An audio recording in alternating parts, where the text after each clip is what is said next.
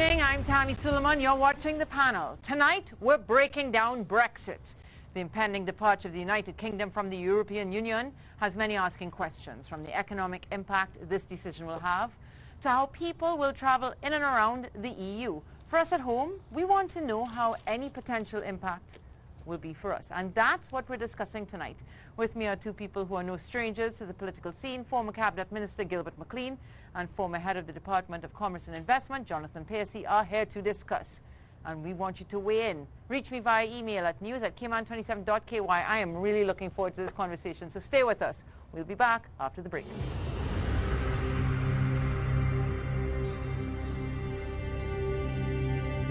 Welcome back to the panel. Tonight we're breaking down Brexit, and I turn to my guests now to introduce you to them.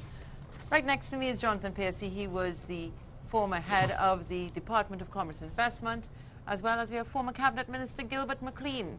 Both men I know are well versed in this area when it comes to the political impact, the commercial impact, and we're also going to be talking about immigration. So good evening, gentlemen. Thank you for being here with us. Good evening, on the panel. Thank you for having us. All right, first of all, let me ask, did you have a position in the Brexit discussion? Yes, I was glad to see them leave. I was glad to see the UK leave. I thought that, and I felt that for once in their life, they were actually fighting for their freedom. They were fighting for the opportunity to make their own decisions and chart their own future. The UK has always been that sort of independent sort of country. At one time, they ruled almost half of the world.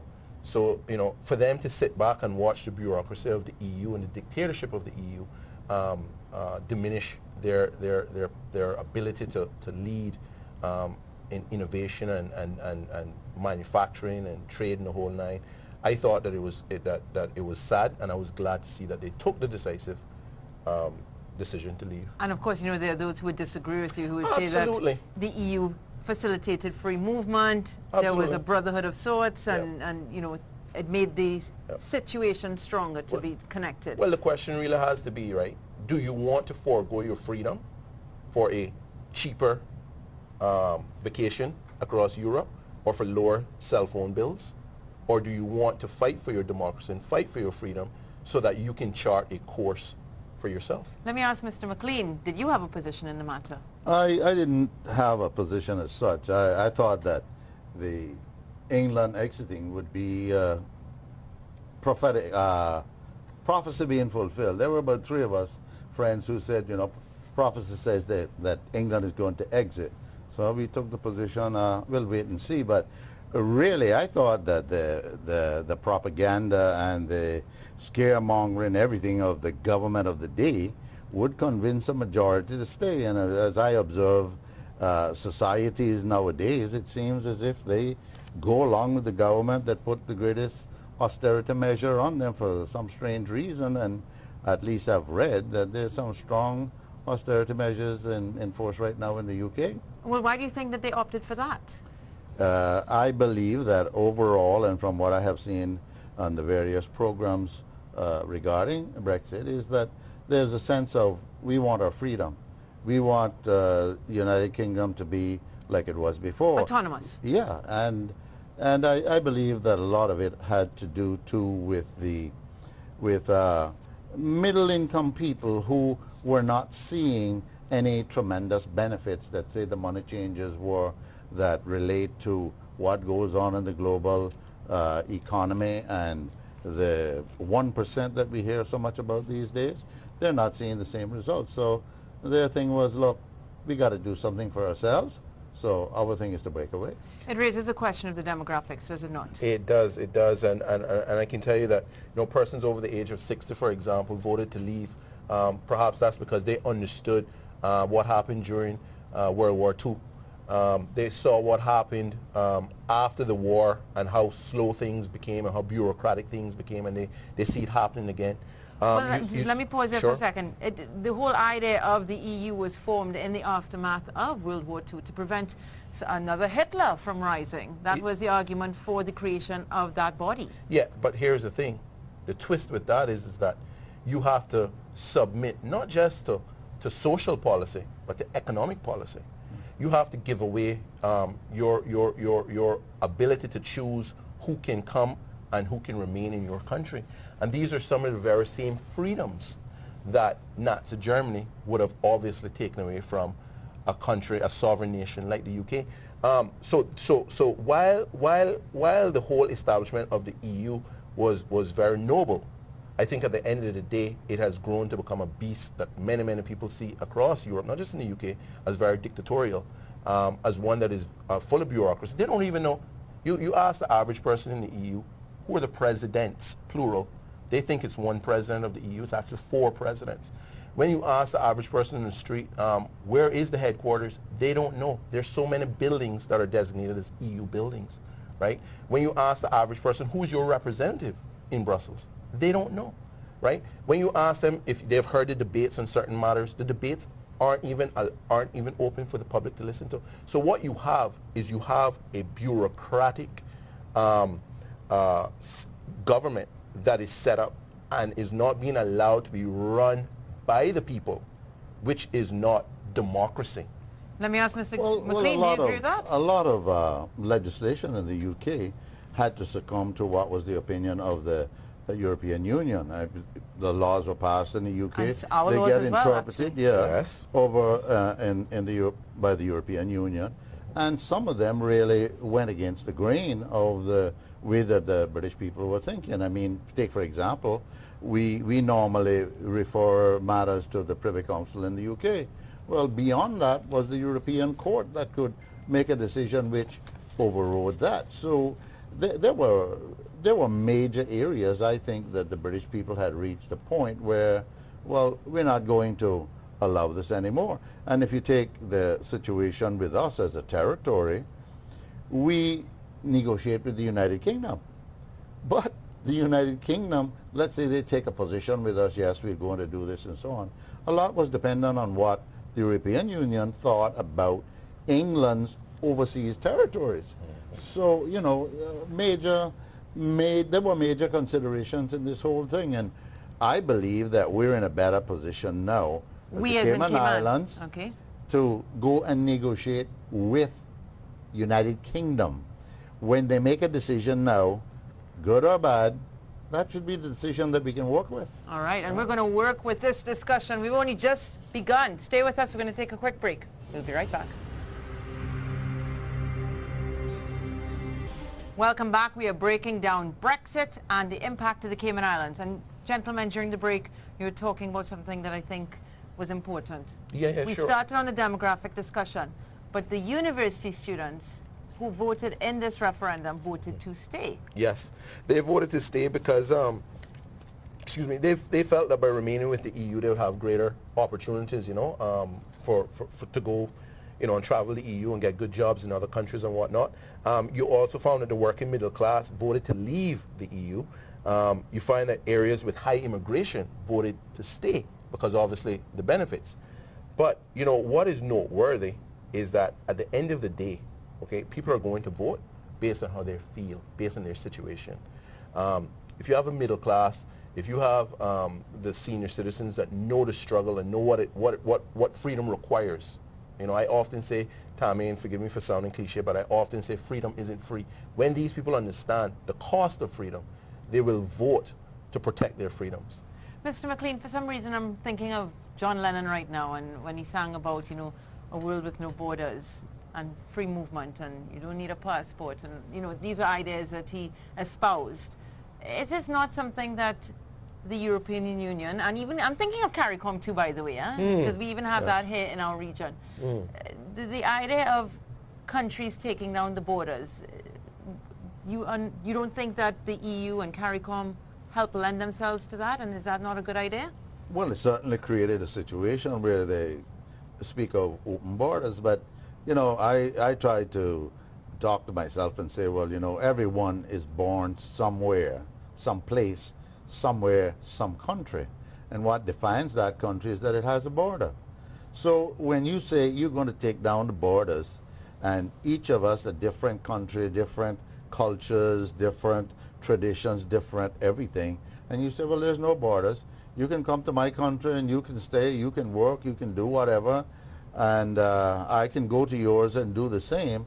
it really stretches the imagination if you really want to. It becomes a free-for-all. Yes, and I think that's one of the things that the British people were particularly concerned about. In fact, I've heard reference made to it many times since this vote has been taken, that was one of the concerns, and it comes down then to immigration, because those from the countries that are the poorest or the most economically strapped, they're going to move to the place where they can find a better situation, and they will take jobs that others within that country will lose out to. They will work for less.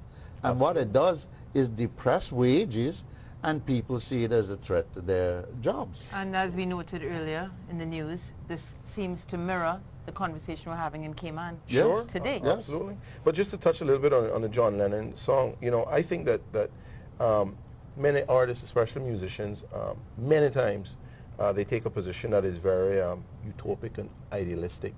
We have to realize that the human being, there has to be regulation to some extent. You know, I would wish to have a borderless world, and I would wish to have a society where there's no prisons and there's no police and there's no law enforcement, because everyone would just abide by the laws. But that just, unfortunately, doesn't work, right? If it worked, for example, you wouldn't see the problem that's happening right now with Syria and the refugee crisis, which was another reason that sort of pushed the hand of the UK to come out of the EU, right? So these are some of the things that, you see, we have a very, we may, as human beings, we may have a very idealistic opinion, but we have to view the world in a realistic manner.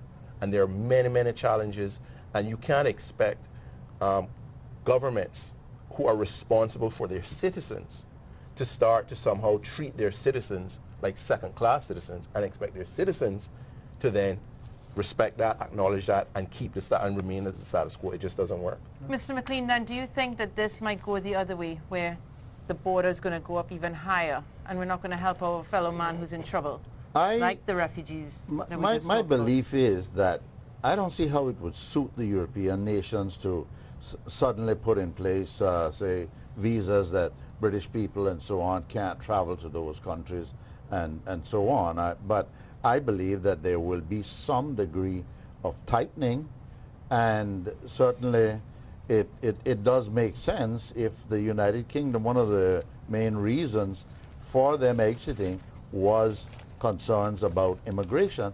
They will need to make sure that they have in place certain restrictions on the movement of persons there. And I saw on the television that I think it was an opposition member from the Labour Party who moved a motion in the Parliament that the European nations who were there could continue to stay after they have completely exited, which is taking into consideration the human aspect of it. All right, gentlemen, we're going to take a quick break, and we will be right back.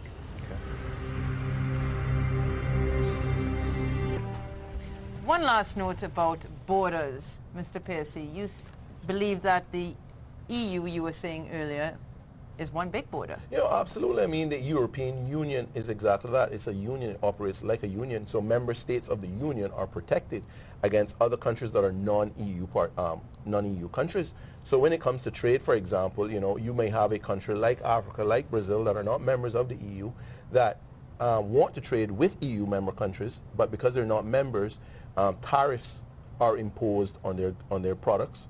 And as a result of that, the cost of their product increases, so it's no longer competitive with, say, a country that is within the EU. So that's certainly a protectionism mechanism. Then you have the whole issue of quotas, you know, where only a certain amount of goods can enter a country from enter the EU from a non-EU country, right? So that it provides, or they say the reason for that is to provide a certain amount of certainty for other companies within EU. Other companies that operate in the EU, a certain amount of competitiveness.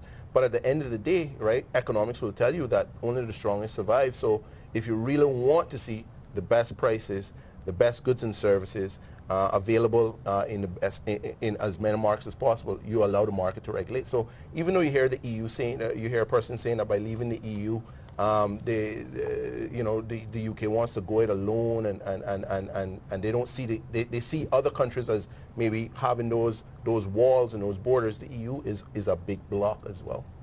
Mr. McLean, are you of that same opinion, that it is a Yes, big block? Ultimately it's about trade. That's what it comes down to. This is a block that has set up itself where they prescribe how many apples, how many oranges, how many eggs can be produced, and which one of these do that, and is what quotas are allowed. That is how it works, and it is something which is highly restrictive within itself in each of these countries. Well, acknowledging they're different countries, but they're within the European Union, and they have penalties that they look at what they did with Greece, when for whatever reason they said Greece was not behaving in the way it should and so on financially. Well, it wasn't able to pay its bills. Yes, but imagine they went so restrictive on Greece that Christine Lagarde was saying, look, the people just can't pay. You can't put those type of penalties on them, but they did. And look at the nations which are the top. It's basically France and Germany. And as I heard one commentator on the BBC said, he says, well, remember that England fought the Germans in the last World War, and maybe it had something to do with that they didn't want to see that country within a bloc that it had bound itself to. Again, Angela Merkel calling Jones.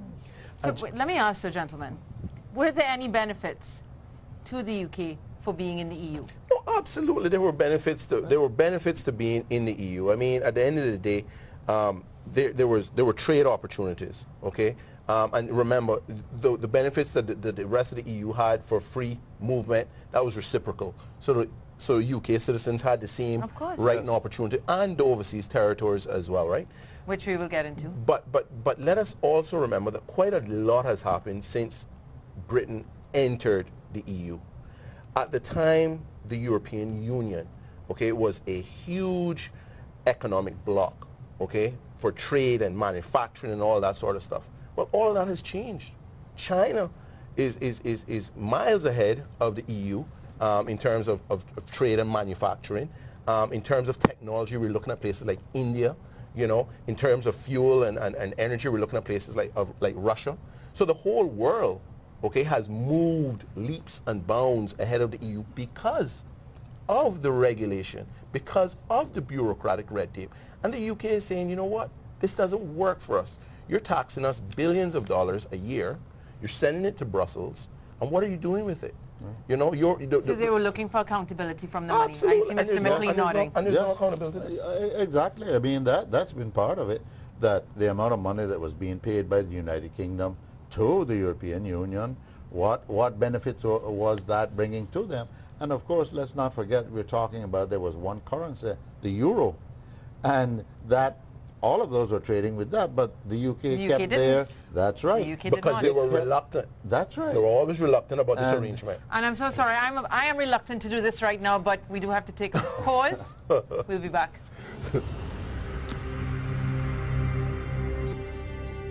Welcome back. You're watching the panel, and we're breaking down Brexit. And the question on the tips of the tongues here in the Cayman Islands is, what is the impact to us? People are wondering, are we going to see travel restrictions because we're in overseas territory? Is it going to be more of an economic impact? Mr. McLean, your thoughts? I don't think it's going to be that dramatic a change economically or financially. I think that the system that we operate here, I think it'll continue as it has been going to even with the markets faltering? Even so, they'll make the adjustments. I mean, our local financial wizards will be working in tandem with those across the globe. We're talking about the globalization thing, where that top elite controls the money of the world, and the rest of us become good consumers.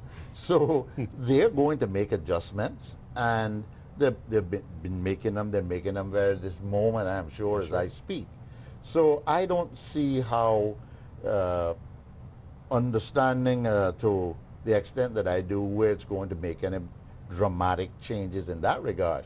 Now travel, you know, we have access to a European passport. Now maybe they may say to England, look, you know, those territories you got out there in the world, we're not going to allow you to let those citizens use those passports. Well, the UK has its own passport, and they have even given us the right on the British passport to say Cayman Islands, so they have their own passport still. But so, doesn't that one say, I'm trying to remember, doesn't that one say European Union on it as well? The UK, but not the Cayman Islands. The Cayman Islands passport. Our Cayman Islands Says passport. Cayman Islands. But the, yeah. Okay. But the British passport does refer European Union. Now, whether we would be allowed to continue to use that, you know, you can speculate and wonder, because, and these are some of the things which it seems clear that the United Kingdom is going to have to negotiate and work out with the European Union. But would it really suit the European Union to attempt to come down in some harsh way with the United Kingdom? I don't really believe so. No. And Mr. Pace, you're in agreement with that? England has moved too far in this world and has conquered too much and has been in charge of but that was centuries financial ago. center, They don't have the stronghold that London, they had. you know? No, but here's but they still exercise a lot of power. I mean, who's the closest to the United States, the most powerful country in the world? It's clearly England.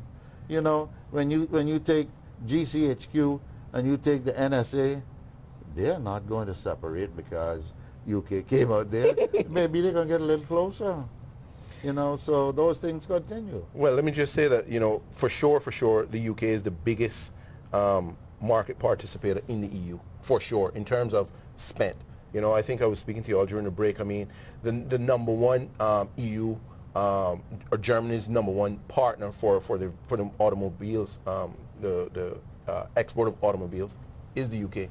So you have to be careful, and I think Mr. McLean used a good word, a salient word, and that is the negotiation. The negotiation of it's not going to be where they're going to be dictated to. The UK have options. They're coming from a position of strength, okay? And I'm not talking about strength in terms of numbers of people, but strength in terms of their economy. Yeah. You remember it was the European Union that wanted the UK to give up their pound when they became members of the EU. But it didn't. And they didn't because they know the strength of the pound. And you know, that's one thing we're looking at as well, for the strength of our dollar. What happens if the UK's dollar, the pound, if that suffers as a result of this decision? Our dollar isn't pegged to the pound. Our dollar is pegged to the US, and it's not a floating currency. The UK currencies are floating currencies based on demand and supply, based on trade and whatnot. Ours is a fixed currency.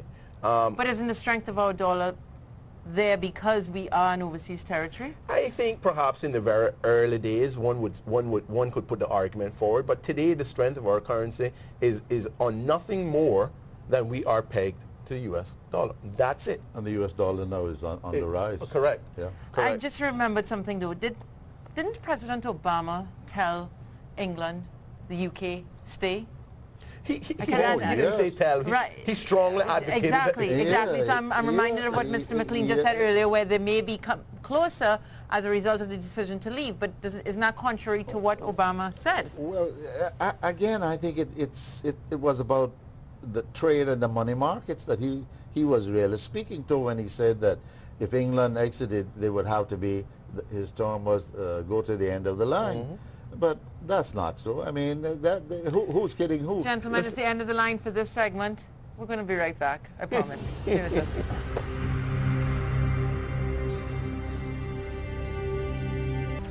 Welcome back to the panel. Gentlemen, in my hand I'm holding a copy of the letter sent from the overseas territories. Minister James Duddridge to Premier Alden McLaughlin, basically saying all will be well, nothing to be concerned about. The overseas territories will continue to have the same relationship it does with the mother country, the UK. You've both had a chance to read this letter. I'll start off with Mr. McLean. What did you think? Was there anything in the letter that you would say, you know what, might put a red flag there, or was there anything much in the letter? No, I thought it was very bland, really. It's just saying, look, things are not going to change with in our relationship. And really, when you think of it, you could pretty much believe that, because we are now more in a position to deal directly with the UK, to hear what they say, they hear what we say, and they don't have to look over their shoulder, well, how is this going to go down with the European Union in this particular regard? Yeah. So I think that the letter is quite bland, straightforward and whatnot. There will be some adjustments. Maybe there are things that... Well, we have 2 years before the exit actually happens, right? There's 2 years before the exit actually happens. And I note that he did mention that the process to exit the European Union presents a number of challenges, but he says it'll take place against the background of a fundamentally strong UK economy, which is what was noted before. So they're saying not to worry. Yeah, I agree. I think it was a very benign letter. I don't think there was anything materially important in that letter. And I think that that the decisions going forward won't have any sort of grave implications and impact on us. And I think we have a snippet of the letter that we could bring up, the quote there. This is it. This is the Overseas Territories Minister. He's saying that he would like to reiterate that the outcome of the referendum does not change the constitutional relationship between the UK and the territories, nor does it in any way reduce the UK's commitment to the overseas territories. On the contrary, the exit process provides, and I think we can go to the next part there, an important opportunity to not only reframe our relationship with the European Union, but to also recalibrate the valuable relationships we enjoy with our traditional partners, including territory governments and countries in the Commonwealth. Correct. For some, this raises the question, should we be talking about independence once again? Mr. McLean, I know how you feel on this. Well, 25 years ago, I thought that that was a wise thing to do, and I haven't changed my mind in the least bit. I don't agree with the latest statement I've seen or I've read that the Premier has said that it would be a disaster, whatever, if we were to go independent. Going independent doesn't have anything to do with size. It has a lot to do with what is our economic standing, how well we are prepared to govern ourselves. Well, I think that's a key word, preparation. Exactly. Are we well prepared? And I think that is the question. Right now, I really don't think that we are, but we should be getting prepared. And here's a wonderful opportunity now to negotiate, I think, with the United Kingdom. Tell us, United Kingdom, how many, in your opinion, how many teachers should we have? How many lawyers should we have? How far should we go with our governance model? What suggestions do you have for it? And so on. And of course, they are the guiding light, if I may term it that, as to how our budget should go. You know, it's not a light. Well, it's more after like this budget, they'll take a little bit more of a hands-off approach. But at the end of the day, the governor has to assent. The FCO has to give the tick. Exactly. Before we know that there is a section in our Constitution that says every elected representative can go to the legislature and unanimously vote for a law, and the governor can say, well, no, I don't like that one, take this and pass that. But truthfully, we haven't seen a governor do that in recent time. Well, you know that Mr. Stuart Jack did take over the finances of the country with tempura, because the government refused to vote any more money, but he says carry on, and they did. Yes, and we're $14-15 million in the hole. Which tempura, that's a whole other topic. Exactly. That's a whole other topic. That's a whole other topic. Mr. Percy. Independence, I don't think that that what transpired with the Brexit should cause us to necessarily trigger a discussion about independence. I do believe that we have to look towards the future where we're more autonomous and where we have the opportunity to control more of our affairs. But sadly, Tommy, I believe that Cayman at this time is not prepared to do that. I think that from a political perspective, we're very naive. I think that sometimes we see that on display when we see certain political parties with hurt feelings and they start to take things and make it personal and stuff like that. Yeah. I think if we're really going to talk about independence, we need to have a discussion about inclusivity of Caymanians based on merit, not based on which political party they support or what idealistic leaning they have or philosophical view. We can't afford to discard people. We're already small enough. We need to make sure that every single one of us have a role and have a part. You're right. All right, a quick break and we'll be right back. Welcome back. Gentlemen, I want to ask this question because I think it's pertinent to what's happening in Cayman as well, the immigration question. So what would you say the balance between freedom of movement and making sure people born in a country have access to jobs should be? Should there be that freedom of movement to the point where right now we are having a very similar conversation that there may be too many expats taking jobs that should be Caymanians? Well, I think first and foremost, you must have a government that represents the people. You know, government was all about for the people, of the people, by the people, right? So it's all about the people. I think at the end of the day, if government takes a position where the revenues from work permits are more important than representing the people, then I think you have the wrong government. I think that at the end of the day, there has to be a balance. And as I stated to you some weeks ago when I was on here, I don't necessarily think that we're going to move from 23,000 work permits to 0 overnight. But what I am saying is that for Caymans who are willing and able to work, I think that they should be given every opportunity to work. I don't think that it's necessarily a case when you have certain Caymans that work in financial services or doing something else, construction, something, and they're pleading for work. They're going to interviews. They're doing all the stuff. They're qualified. Sometimes they're hearing the prospective employer saying, you know, you're overqualified. You know, I think that it's very heart-wrenching to know that at the end of the day, there's someone else coming in from halfway around the world to do a job that a Caymanian could do. I don't mean to be beating up on certain businesses, but I find it very fascinating to see that persons from halfway around the world are pumping my gas or are delivering pizza to my house or are stocking shelves in the supermarket when I know that there are many able-bodied Caymans that could do that. And who want to do it? Well, it depends. You see, at the end of the day, you know, at the end of the day, Caymanians have their bills in CI currency. Many of the persons that come from halfway around the world earn CI currency, okay? But their bills are in another currency, and the foreign exchange is very good. So are we dependent on cheap labor? Perhaps. Should we change that? Absolutely. The money is being siphoned out. We do know that. Absolutely. Mr. McLean? Yeah, I think that, you know, it goes without saying that any country must maintain its borders. It must look at the number of persons that are allowed to come into that country. And Cayman is one of those countries that a major consideration is with regards to immigration. And as Jonathan just said, when do we allow our own people to go without jobs so that we can allow in persons who will work for money much less than our own citizen will work for, simply because the government is getting a fee from that?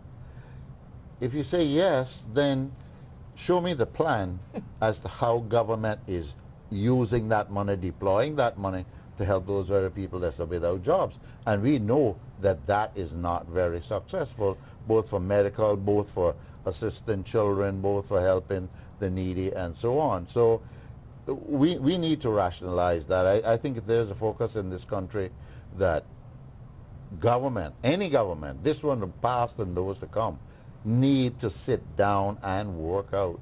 It has to be done. The argument could be made that with the introduction of minimum wage, it should address some of the issues that you talked about in terms of people earning very low wages for Cayman, but that money is leaving. Do you think that it will help? Well, I mean, $6 an hour, 6 8s are 48. That's $48 a day. You take up pension insurance. The person is walking away with about $37 a day. I'll take your word for it because I can't do But math that quickly. but $37 yeah. a day, right? So you tell me, is that an attractive wage? I mean, I dare not answer the question. I would simply ask persons that are out there that are watching the program to just answer the question. Is $37 a day, or 6 8s are 40, so $48 a day. Obviously you have to take pension insurance out of that. If you take your pension insurance out of that, you're left with approximately $37. Is $37 enough for a Caymanian working, living, paying his wages, or paying his way in the Cayman Islands? I think we all know the answer to that. Okay, we're going to take a break and be right back. Stay with us. Welcome back, gentlemen. The UK says it's committed to the overseas territories. Do you believe that this is indeed the case, or is it lip service? I don't have any reason to disbelieve them. As committed as committed is, you know. One would have to examine and question and see for themselves how far that commitment goes. But I don't think that as Mr. McLean said earlier, I don't believe necessarily that what has transpired with the whole Brexit thing is going to have any sort of negative lasting impact on the Cayman Islands. I don't really see how it would work in any other territories any differently either. So I think that, as I said, and I think we were discussing it during the break, my concern, my fundamental concern is what I see happening here in Cayman. I think that what we're seeing is a very strong level of discontentment amongst persons. People are losing their homes to foreclosures. Just today, you see where there's this new legislation being passed, copyright, so that persons selling, small businesses that sell DVDs, that's now no longer legal, that's now illegal. You know, we saw a few weeks ago where small businesses and vendors on the beach were removed. What is happening with that? They're getting, well, we actually did get a press release today, they're getting a month, some extra time to get legit, so to speak. And in terms of the copyright laws, one might say this is happening the world over. But it isn't. I mean, think about it. I don't have to even go and get a DVD, Tommy, to watch a movie. I can log on, I can go online, and I can watch any new release that I want. Right? So how far is this legislation going to go? And what are the ramifications? I mean, when we think of the serious issues that we have facing Caymanians, culling of iguanas, you think that's a priority? You think stopping persons from burning a DVD to sell or rent to someone for a few dollars is really a problem? I think that we have a huge, huge problem with education, the funding for education, the proper plan in place for education. I think we have a huge, huge problem when it comes to dealing with our senior citizens, dealing with immigration. We were talking about immigration, huge problem with that. But yet we're sitting down, okay, talking and deliberating about how to get rid of iguanas. Well, the iguanas are a bit of a pest. It's a pest, but is it a priority?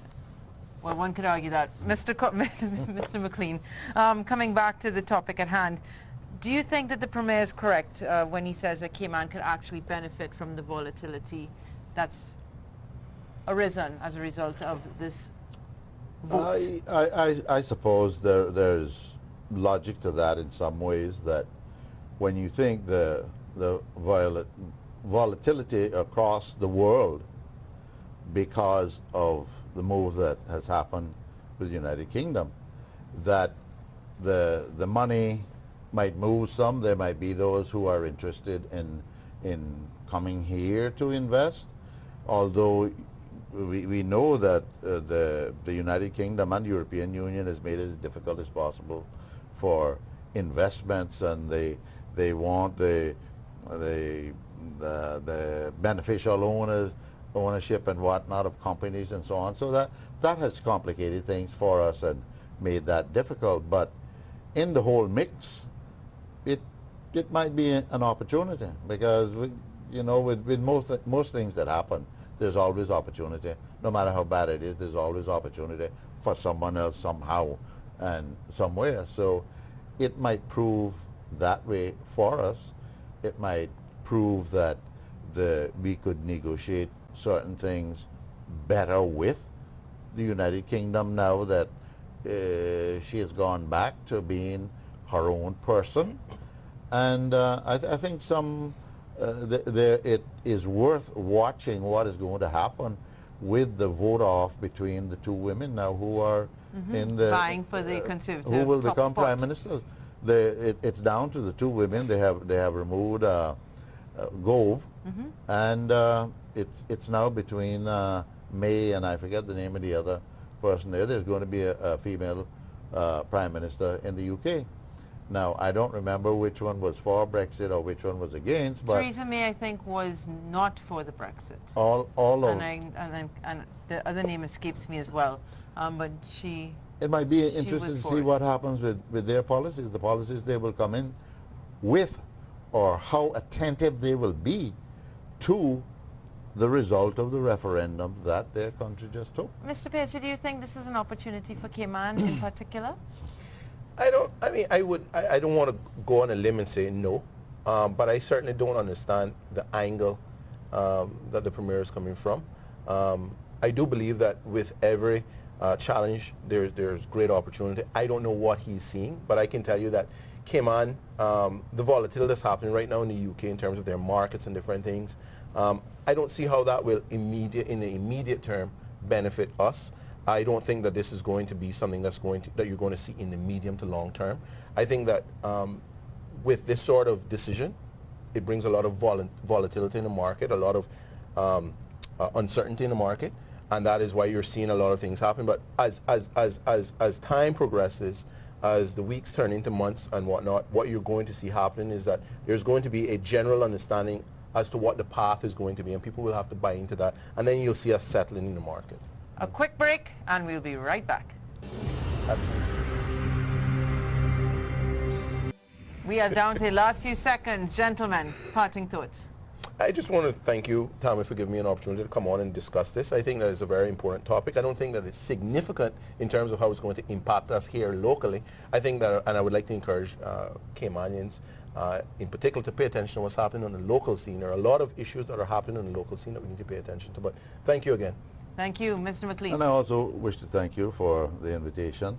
And for as far as Brexit goes, I would say to the people in the country, keep tuned, listen, see what's happening, and observe carefully how it might affect us here. We really don't know at this point in time, but I do share the view with Jonathan that we need to watch what is happening here locally. Our pain is local. Pay attention to what's happening here as well as overseas. Gentlemen, I want to thank you for joining us here on the panel to talk about this topic. People have been asking about it, and to you at home for tuning in. We thank you. Until next week, have a good night.